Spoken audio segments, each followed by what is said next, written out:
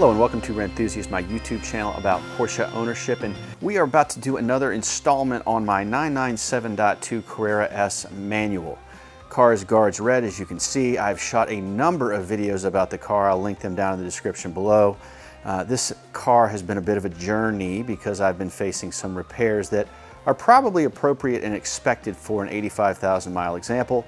I've also been doing some modifications to the car to make it more of what I'll call a backroads ripper. We've run into a little bit of a snag, and so I'm here with my buddy and mechanic Aaron Elsner of Rennthusiast. Hey there. And he's been doing the work on the car, and I've been very, very happy with the work that he does. He's been helping me out for a while now. How about this, Aaron?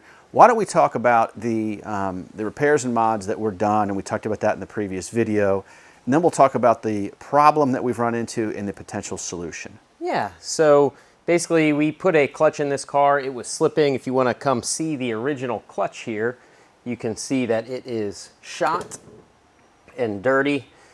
You can see it's worn here, particularly on the inside. The pressure plate had some good hot spots on it too, as well as the flywheel. So we said, okay, Will, let's put a clutch in the car and a new flywheel, which is still mounted in there, and put the new clutch flywheel in. We also did the numeric shifter and cables and put it all back together on the lift. Everything felt great. Put it on the ground, and on a level surface, it would go into first and reverse, but it was a bit difficult, so I made some adjustments with the shift cables.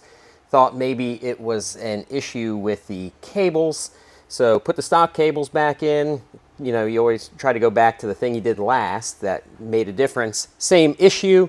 And then what I noticed was the clutch, while it was disengaging, it wasn't disengaging 100%. I would say it was more like 98%. So you had to fight it to get it into first and reverse.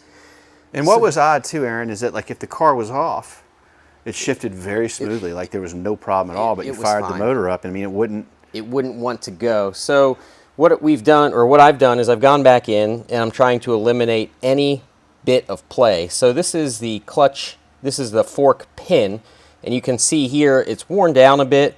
These are parts that customers deny to replace because I typically don't see issues, but there's a 1/2 mil difference between a new pin and an old pin. And when we're talking a brand new clutch that's full thickness, that could mean the difference between going into first and not going into first. We've also got a new fork here. Didn't really see any differences between these two. Sometimes these get bent, especially on GT cars, but we're just going to do it all this time to eliminate any potential of that small bit of play. And then the release bearings, here is a new Sax bearing. This is a INA brand, I-N-A. Sax is the OEM. This bearing was in the car. You can see it's slightly taller.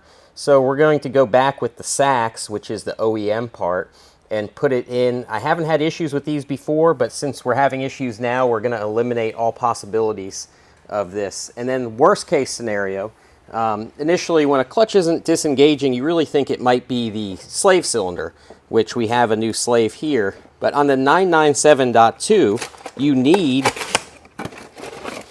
a special bleeder because it has a return line. It's not like a old school or a normal clutch, in my opinion, where you just crack the bleeder here and open it. There's a return line, and this is the $3,000 Porsche special tool required with instructions, which a tech friend of mine graciously let me borrow to bleed the clutch. So I started with that.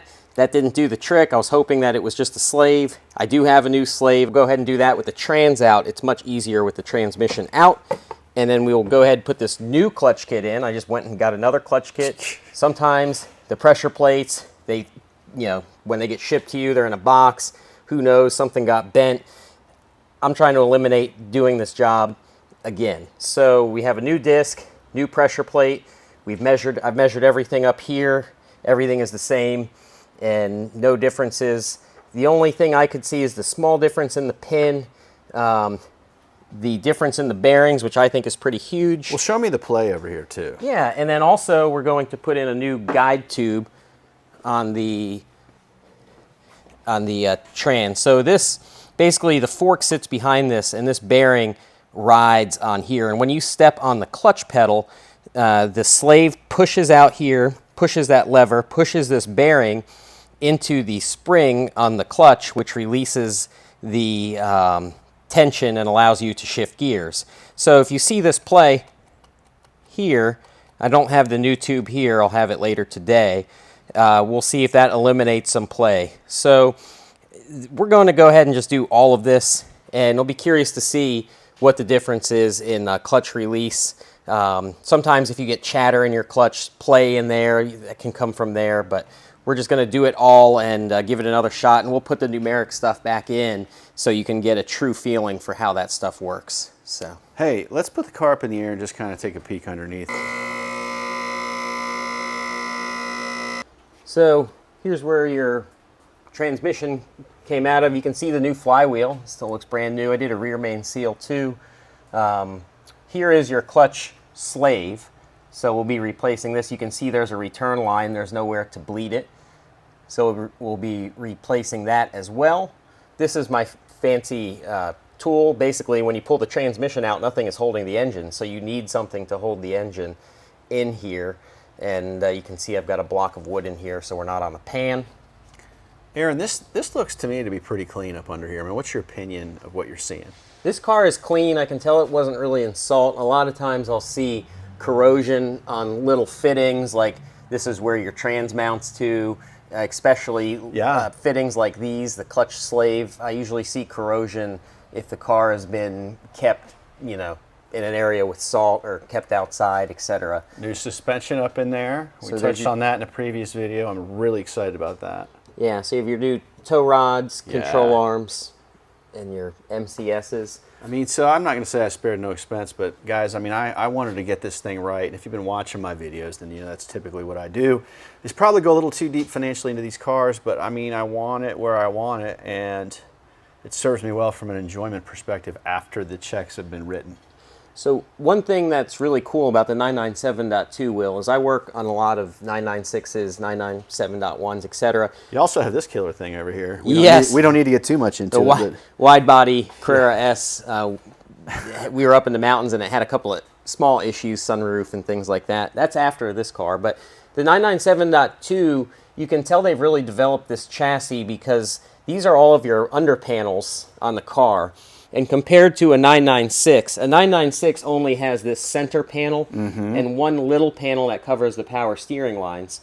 On the .2, you get these big side panels to create a flat bottom, and then you have this massive rear, I wouldn't call it a diffuser, but I don't know if it's like a Kevlar plastic type, I don't think it's fiberglass, with cooling ducts to the transmission and integrated brake ducts as well. So you can tell they really developed this stuff. Doing a clutch on one of these cars is relatively straightforward. This is the direct injection motor with no IMS bearing, so we don't have to worry about this. Would be the time on an earlier car where we would be, if you had a 997.1 with the non-serviceable IMS, we'd be pulling the flange off, pulling seals off, checking out the condition of the bearing. And now you're a licensed IMS bearing guy, right? Yes, I'm a LN Engineering IMS Solution Installation Center, as well as a engine builder as well. Okay. So cool, but water cooled. Water cooled, yes. Like I said to you, you need to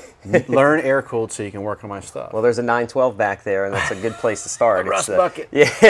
Let's not even talk about that. So another thing to note on these cars, I mean, these are just differences I noticed, but on the 996, the cooling lines or 997.1 cooling lines are all down here in different places. I have seen a leak on these coolant lines before. Your car is good. It's clean. The 997.2, your flywheel or crank position sensor is integrated into the transmission. Just a small differences that you might not notice until you go to pull a transmission out on one of these cars. All right, brother. Well, look, I really hope and pray that this is the solution that gets us out from under this issue and gets this car out of your garage. So I appreciate your patience on that. And for those of you 997.2 people out there watching this, just keep your eyes peeled. We'll be doing more content, including a review on this numeric shifter, and I'll be talking about the MCS coilovers. So if you're still watching, I appreciate it, and I'll catch you next time.